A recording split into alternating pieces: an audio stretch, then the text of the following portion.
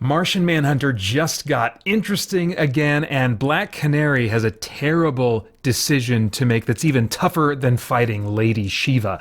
Hi, I'm Peter Franson from christiangeekcentral.com and Spirit Blade Productions. Welcome to Essential Issues Weekly, where I talk about DC Comics 1 week after their release on the Ultra tier of the DC Universe Infinite subscription service. In each installment, I pick an assortment of comics to talk about as a DC fan and also explore what, if anything, they have to say about the essential issues of real life. Now, warning, full spoilers for everything I talk about. That's your first and only warning.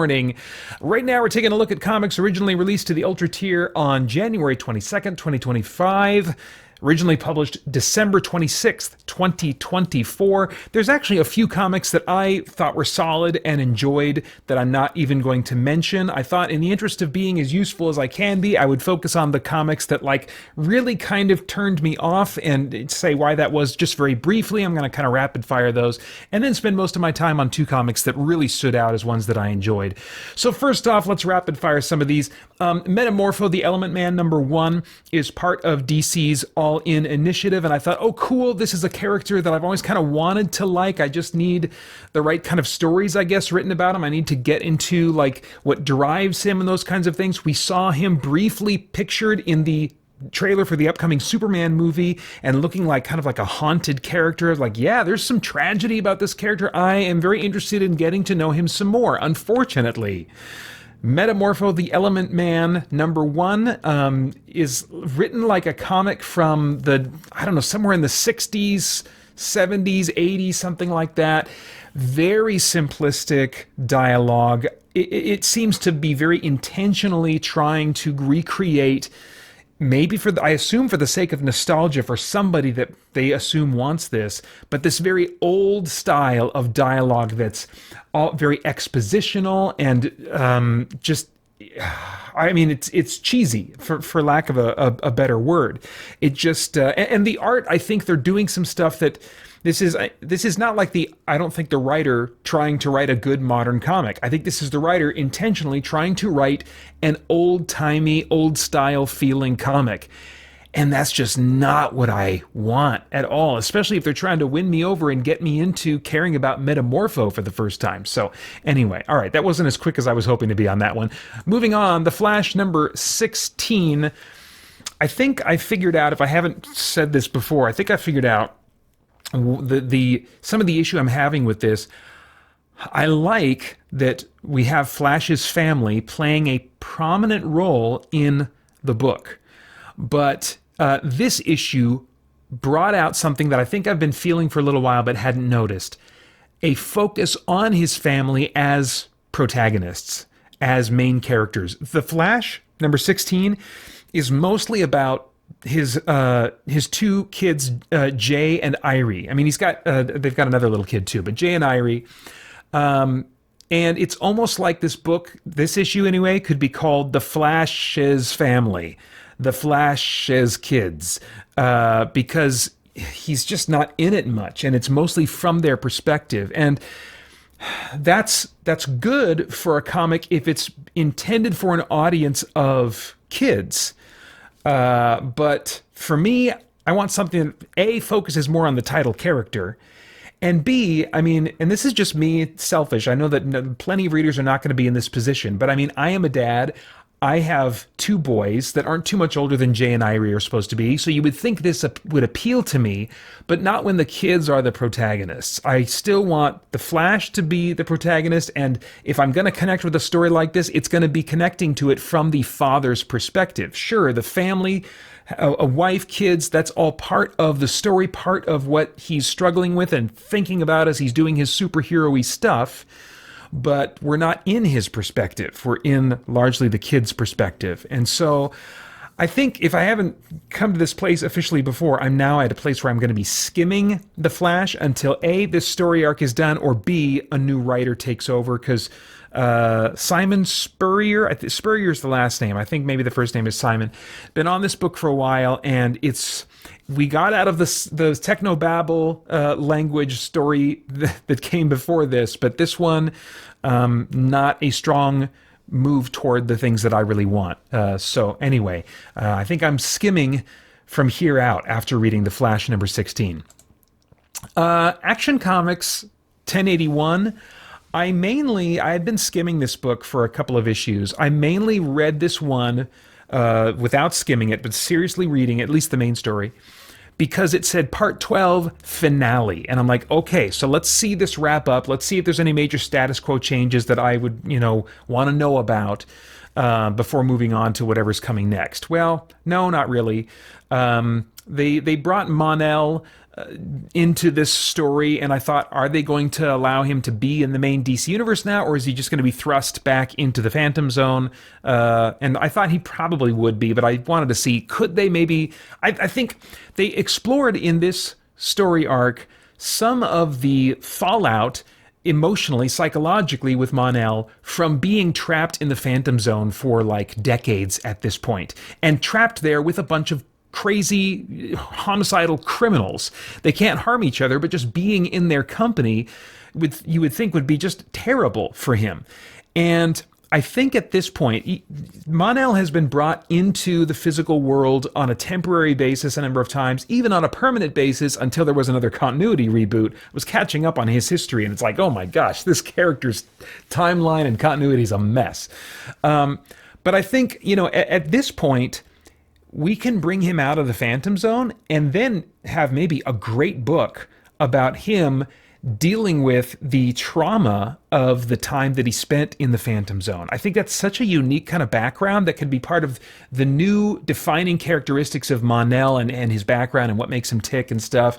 They could do some really cool stuff there, but they clearly are not looking to go in that direction, and DC is not going to be calling me for ideas anytime soon. But what I did appreciate is that at the end of this, they had a thank you message at the end, like, thank you for joining us for Action Comics Weekly. Next time, blah, blah, blah. And I was like, oh, wait a minute. Does that mean we're going back to monthly? And I hope that's what I was supposed to pick up from that. It's been cool. You might think more Superman, more comics, more regularly, great. But there's been so much busyness and so many characters in these stories. And what I really wanted almost from the beginning was, hey, let's just focus in on fewer characters and take me inside their heads and what makes them tick and what's driving them, instead of having so many moving pieces and so many little plot points all over the place to keep track of. So I'm hoping that it'll return to monthly with 1082, and that we'll be able to get more of a focus on a smaller number of characters. So anyway, that's Action Comics 1081. Justice League Unlimited #2 was one book that I really enjoyed this month, and this kind of like manages to do what Action Comics wasn't doing. It's got a large number of characters, but the time it's spending with them is still very, I think, intentionally, tactically, economically, drawing us into their character and what's driving them, and that's so valuable to me. The first example of this is Atom Smasher, who comes to a live crime scene where some guy is kind of like grown to be around, 12, 15 feet tall or something like that, and he's asking the police to let him through so he can help with the situation, and we come to find out that, like, he's there because that guy, that criminal, this Joe Schmo guy being a criminal, received his powers at the end of Absolute Power, when there is what they're calling now the shuffle of superpowers all over the world and random people getting powers that once belonged to superheroes.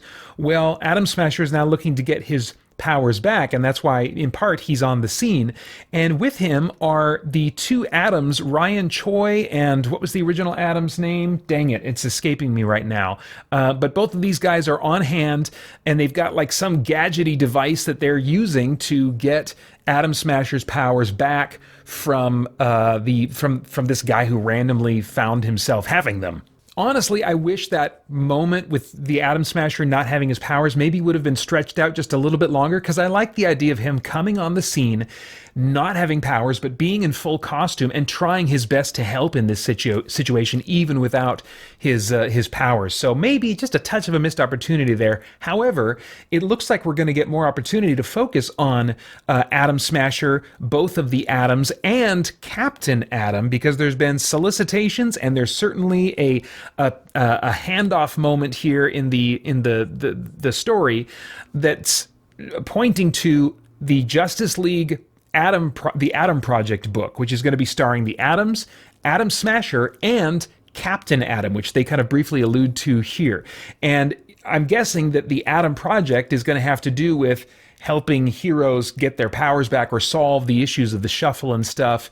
And then if it has enough longevity, of course, they'll have to have another reason for existing beyond that. But I'm really interested in this idea because all of these characters are characters that I am interested in, but none of them would be enough to get me to like buy a book, and maybe, unless it was really written to my specifications, wouldn't pull me in to read a solo book about one of the Atoms or even both of the Atoms. But if you put both of them and Atom Smasher and Captain Atom all in a book together, they have me very curious about what that could be like. So I'll definitely be checking that one out. They do not in this issue follow up on the Airwave teaser at the end of the last issue, where this new hero Airwave basically in a room by himself was talking about how he so appreciated the heroes making him feel welcome, especially since he is here to kill them. And I was like, what the crap? Well, we don't get any more advancement of that story. We just see him in a hallway listening to some Leaguers that are talking in the next room. I think just reminding us, yes, he's still here. Yes, he's still doing some kind of sneaky thing, but we're not going to progress it any further for now.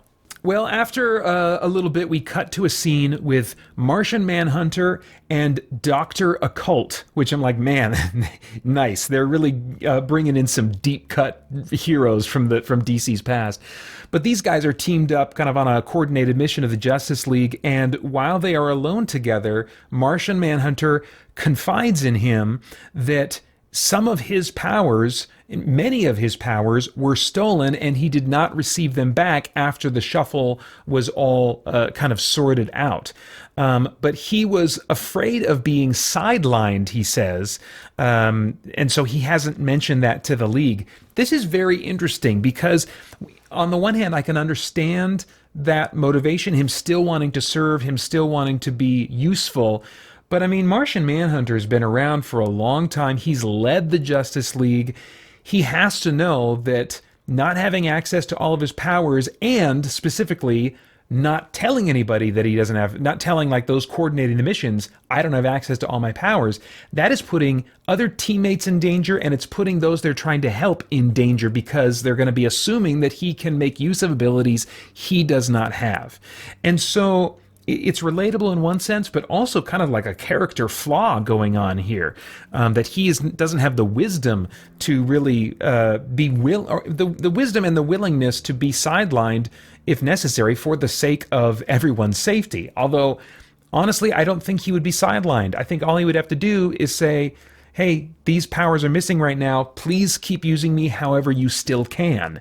And he seems to be operating well in a number of ways. Geez, if they can use a guy like Airwave, then certainly a less powered Martian Manhunter should be no problem to put into missions, since he still has all his years of experience that he can offer.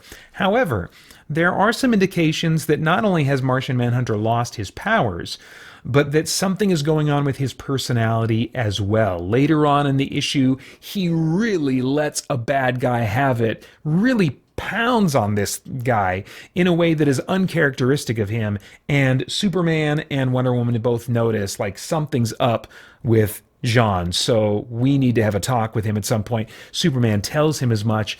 That conversation doesn't happen in this issue, but they clearly know something is wrong and they want to get to the bottom of it. So this is like a great example of the kind of character-oriented stuff that I really like to see. I want to know what's going on. I love that these two members of the League that have known him for so long, they're sensitive enough about the situation to not like make a big stink out of it, but yet they do need to have what's probably going to be a hard conversation in hopefully the next issue. So really enjoying so far what's going on with Justice League Unlimited as of issue number 2, and impressed with how, despite juggling so many characters, Mark Waid, who's writing this, is still able to make it a pretty character-oriented, character-driven book, even with tons of superhero action and all that goodness. So yeah, very happy with Justice League Unlimited #2. All right, and then finally, Black Canary, Best of the Best #2. She is in this big knockdown, drag-out, televised, streamed, all over the world fight between her and Lady Shiva to determine which of them is the greatest hand-to-hand combatant in the DC universe.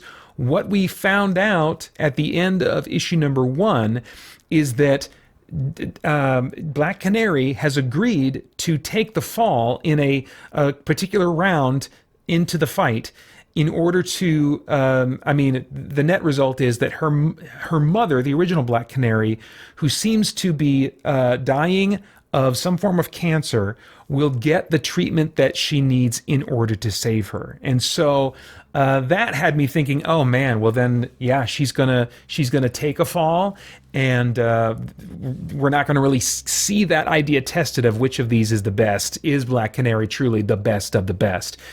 However, we've got a real shocking reveal, a great reveal at the end of #2 that puts that all into question as to whether or not she will go through with taking a fall. Now, prior to that, and interspersed, as they did in the first issue, throughout the fight, we've got a bunch of flashback scenes that are taking us deeper into the character of Black Canary and her background, and with a particular focus on her relationship with her mother, which she certainly loves her mother, but there's a lot of complexity there. It's a very strained relationship. And in this issue, we are taken back to scenes where her mother is training her, I assume, for this big fight. For a while, I was like, is this supposed to be like Black Canary's training, preparing to be a crime fighter? But it comes up in the dialogue at some point that she has been a crime fighter for a while. And so it seems to me that these scenes in which her mother is kind of training her, putting her through training exercises, are to prepare for this fight. And it's not martial arts training. It's a lot of strength training, endurance training. They're always training in the cold rain, and she's having her do crazy amounts of like swimming. She throws a cinder block to her in the icy water of the ocean. She throws the cinder block down from the dock, and she's got to like hold it up over her head. Well, she says, for how long? While she's treading water with her legs. And her mom says, we'll start with 10 minutes today, then 2 laps around the island, double it by next week. You're doing great, hon. Real proud of you. And I'm like, oh my gosh. Like 10 minutes today? What do you mean? Does the 2 laps involve still holding the cinder block above her head? I wouldn't put it past her mom, because she does some other crazy training stuff and crazy demands of Black Canary in these flashback scenes. We also see flashback scenes that go much further back when Dinah was a little girl and watching her mom suit up to go out and fight crime, and just seeing her deep admiration and love for her mother. Really cool. And I think it's, of course, so important to play up that angle when a big focus of the drama here is the fact that her mother seems to be dying, and Dinah has to figure out what kind of choices she's going to make in that situation. I have to say, talking about these these flashback training sequences and what her mom is putting her through and what Dinah Lance is willingly allowing herself to be put through, like, I've never, I always thought, okay, cool, Black Canary's kind of cool, but seeing her push through all of this training is giving me a new level of respect for her, and the sense that she's just got a lot of grit to her, which, let's be honest, at a glance with her visual design, you wouldn't think, because she's so often wearing these fishnet stockings. And I still wish that they would explain that. All they have to do is say she does that on purpose to make people underestimate her. That's great. Okay, give me that as the explanation. Maybe that's been said somewhere. If someone knows, let me know. That would really help me as well to respect this character more. But man, these training sequences go a long way. I'm like, oh my gosh, what she is pushing through. Very, very cool. So I'm already appreciative, even if the rest of this series tanks, I'm appreciative of what these first 2 issues have done for me and my appreciation and respect for the Black Canary character. But it's the last page of this issue that just has me like, oh my gosh, this is great. I can't wait for the next issue. Dinah's mom took a spill. We assume related to just like the weakness of her cancer or cancer treatments. We cut to a scene where her mom is in bed. Dinah is feeding her what looks like soup and says, "Hey, I'll call a doctor in the morning. We can get an appointment right away." And her mom's like, "I don't need a doctor. I need one thing from you. I did all this your whole life. I gave it all to you, and you owe me something. Something I want before this thing takes me. You have to show them what I did, who I am, who we are. Dinah Drake Lance, you have to win." Whoa. Okay. So that's the dilemma that she's going to have to choose between. Is she going to give her mother a fighting chance at surviving with some kind of a treatment that looks like it could be the solution for her? Or is she going to essentially respect her mother's dying wish and win this fight? Now there's definitely stuff worth saying about the original Black Canary. What she's saying here at the end, you have to show them what I did, who I am, who we are. She is in this moment finding her sense of identity, value, significance in what she has accomplished. And this is sadly so common in both comic books and in real life, where people are finding their identity based on all the wrong things, when in fact our greatest identity is found in, I think, at least two things that are common to all human beings. One, that we are mystifyingly made in the image of God. Unlike every other creature, we are made in some way to reflect who God is. That is an amazing thing that already gives us incalculable significance. But if you want to talk about the worth that we have, the fact that God himself became a human like us, he thought that humanity was worth investing in to that degree, to actually identify with us so much that he became a human, and then suffered first off, a horrible, difficult life and a horrifying, painful death, so that we would have the opportunity to be with him, in relationship with him forever. And that is something he offers to all humans in human history, giving incredible worth, incredible value to every single human being. Because if that mystifying love from the God of all reality doesn't say we are significant, I don't know what does. But unfortunately, we go to these lesser things in looking for our sense of significance, and that's what I think is being done here. So what I would love is for the original Black Canary to have a shift in how she's seeing who she is, who she and her daughter are, and what gives them significance. I would love for her daughter to do whatever it takes so that her mother has a chance at living. But there's so much complexity here too. I mean, really, this is playing out in these overly simplistic colors in comic book panels. It is playing out a different version of an all too real, stark scenario that so many people are living with when a loved one is dying and they're trying to figure out, okay, is it time for hospice? Especially if that choice, if that choice is theirs, if their parent or their loved one is not cognizant enough to be able to make that decision, or if it's a decision that's made in partnership with them, or if they're just having to deal with what their loved one decides about whether or not they're going to start into hospice or if they're going to keep fighting. I mean, this is a situation I have not been in yet. But statistically, the odds are good that someday I will be, and it's a very sobering situation to think about. I know some of you guys know this experience all too well. So there's some really heavy stuff going on in this issue, and I so appreciate their willingness to go to these heavier places, in addition to just the crazy awesomeness of the two best martial artists in the DC universe going at it to find out which one of them is the best. So Black Canary, best of the best, number 2, has me excited for number 3. And that's why I chose the orange ring of, I guess, avarice or greed, because I am just hungry for more of DC, especially this issue. But some of the other books I read too, really enjoyed this week, and looking forward to seeing what comes of these stories next. But those are all of my thoughts on comic books for now. As always, I hope that you will check out our podcast, leave comments below this video if you have any thoughts about the comics I mentioned or the comics I didn't, and check out christiangeekcentral.com. Tons more content for you there as we continue to geek out and seek the truth.